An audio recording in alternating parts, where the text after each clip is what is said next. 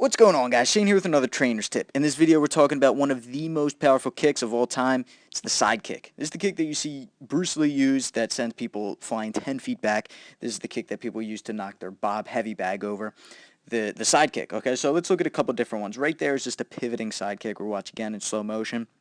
Someone asked me, Shane, what move should I use to create distance in a fight? This is the one. If you want to just try to keep someone away or knock someone away, practice this kick. It packs a ton of force, okay?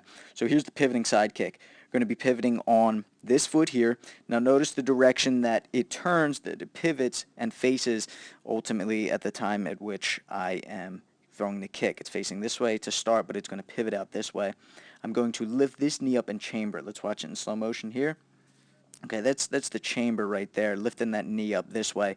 So it's not fully extended. I'm not swinging the leg out. I'm chambering it. I'm bringing the knee up this way.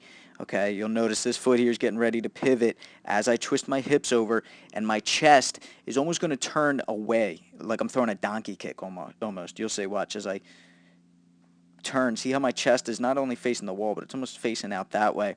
So I'm extending my hips out, extending the leg, and you can see my toes are almost facing down, okay? Common mistake we'll look at later is people leaving their toes up, so we're driving that heel into our opponents. It looks like this would hit about the chest or the face here, but you can go to the torso, you can go to the hips, okay?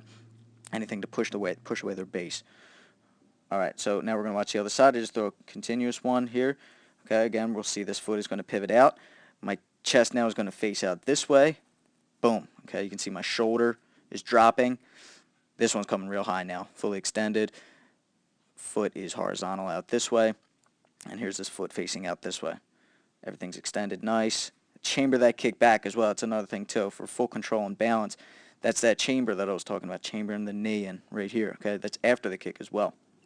All right, let's move forward. We're going to go in the opposite direction now. This is going to be a stepping side kick. Okay, so before I just pivoted on this foot, right, and I threw this kick. This is going to be throwing with this kick now, but you'll see I'll crisscross my feet. This one is going to step behind here, okay?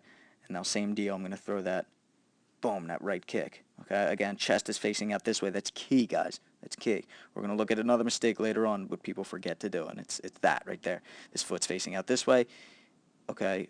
Hips are extended, leg is extended. Again, driving with that heel. Beautiful right there is the side kick.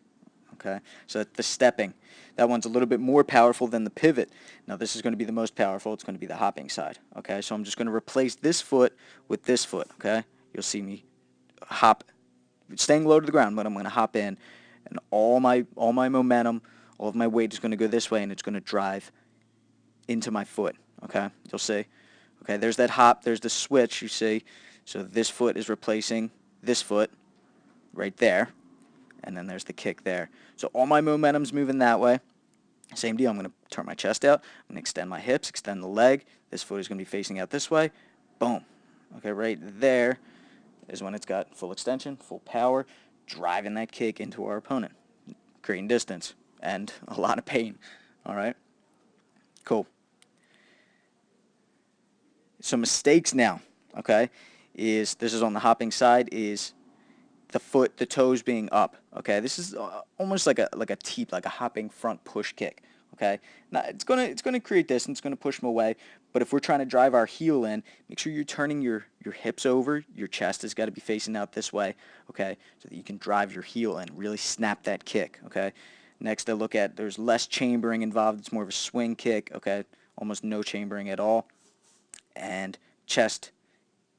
Or there's leaning, okay, see I'm leaning into it almost, less of that twisting here and extending of the hips. It's going to be less of that donkey kick effect, less drive, less power, a little sloppy. All right, let's see it on the heavy bag now. All right, in full speed, here's a hopping side, boom, okay, very nice. We'll watch it again, break it down, slow motion.